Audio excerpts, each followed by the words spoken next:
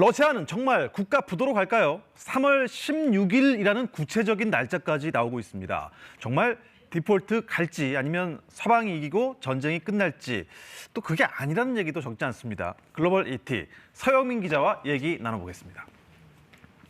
이번 달 16일 러시아 국가 부도의 날이다. 신빙성부터 점검을 해주시죠. 이게 일단 JP모건 보고서 내용인데요. 이날 7억 달러를 상환해야 되는데 이걸 못할 수 있다. 그렇게 되면 국가 부도로 갈 수 있다는 내용입니다. 하지만 당장 못 갚는다고 부도가 나는 건 아니고 30일 유예 기간이 있으니까 한 달 안에 갚기만 하면 되긴 합니다만 그때까지 해결이 안 되면 최종 부도입니다. 다른 국제금융계 전망도 JP모건과 동일합니까? 신용평가사 평가들 한번 보시죠. 네. 피치 같은 경우에 한 번에 6등급이나 강등시켰습니다. 저게 우리나라 97년 외환 위기 때 그때랑 똑같은 정도의 수준이거든요. 그 외에 다른 신평사들 봐도 국가 부도 직전에 정크본드 수준의 등급을 매겨놨습니다. 근데 이게요, 결국에는 그 서방의 제재 때문이겠죠? 맞습니다. 지금 말씀드렸다시피 스위프트 국제결제망에서 배제했고 중앙은행 외환보유고도 동결했습니다. 민간도 소매결제는 비자와 마스터가 영업 중단을 발표했고 앞서서 구글이나 애플페이도 영업 중단했습니다. 그 외 동참 기업 수는 셀 수 없이 많고요.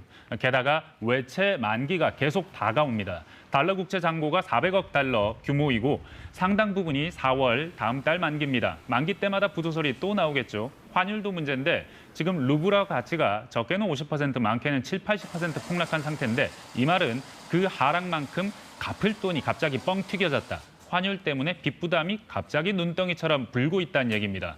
국가 부도 위험 언급할 때 가장 많이 등장하는 CDS 프리미엄도 98년 디폴트 당시에 근접했습니다. 일각에선 러시아가 앞으로 3주 이상 버티기는 힘들 것이라는 관측도 나옵니다. 그래 정말 3월 16일 부도 직전이라는 러시아인데 푸틴 대통령은 전쟁 멈출 생각이 없어 보입니다. 맞습니다. 이게 사태의 다른 쪽 측면입니다. 정반대쪽 이야기가 있습니다. 푸틴 대통령이 믿는 구석은 일단은 외환 보유고 가운데 여전히 쓸 수 있는 금 22%나 될 정도로 많이 늘려놨습니다. 그리고 중국이란 우군도 있습니다. 지금 겉으론 중립을 외치지만 스위프트 문제도 도와줄 수 있다. 중국 유니온페이로 소액 결제 같은 것도 도와줄 수 있다. 실상은 러시아 편입니다.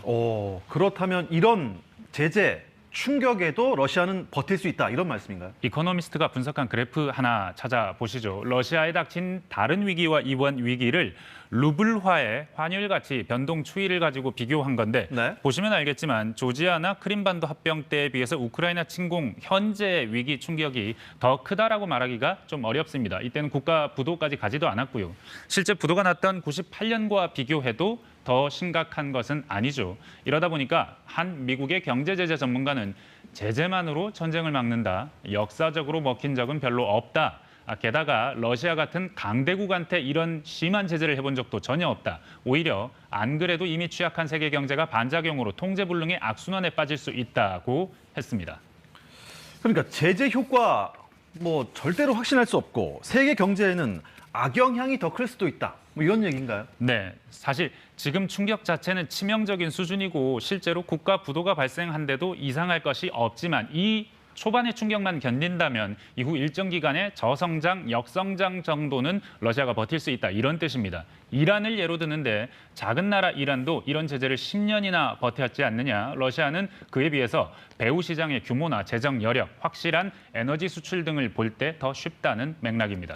그리고 통제 불능의 악순환, 이건 스태그플레이션 얘기입니다. 러시아는 전 세계 구리 공급의 25%, 가스 18, 원유 12, 니켈 7, 알루미늄 6%를 차지합니다. 곡물인 밀도 거의 20%. 이러다 보니까 지금 국제 유가가 계속 고공행진일 뿐만 아니라 블룸버그 원자재 현물 지수 주간 상승률, 이건 오일 쇼크 당시 이후에 48년 만에 최고치를 기록했습니다. 다른 지표들도 마찬가지인데 위험 수준에 이미 도달했다. 스태그플레이션이 현실이 되어가는 중이다라는 거죠. 게다가 러시아가 부도나면 서구의 금융회사 도산 우려도 커집니다. 98년에 미국을 뒤흔든 롱텀 캐피털 매니지먼트 파산 같은 일이 또 나온다는 겁니다.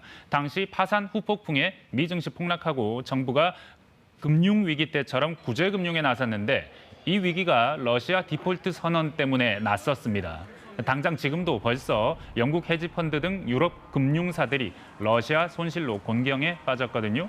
오늘 우리도 환율이 급등했고 코스피 등 아시아 주가가 동반 폭락했습니다. 스태그플레이션 공포 때문이고 모두가 불행해질 수 있다는 얘기이기도 합니다. 제재로 전쟁을 막는 게 정말 쉬운 일이 아니다. 더 센 제재가 능사인 것도 아니다라는 말씀인 것 같습니다. 서영 기자 잘 들었습니다. 고맙습니다. 감사합니다.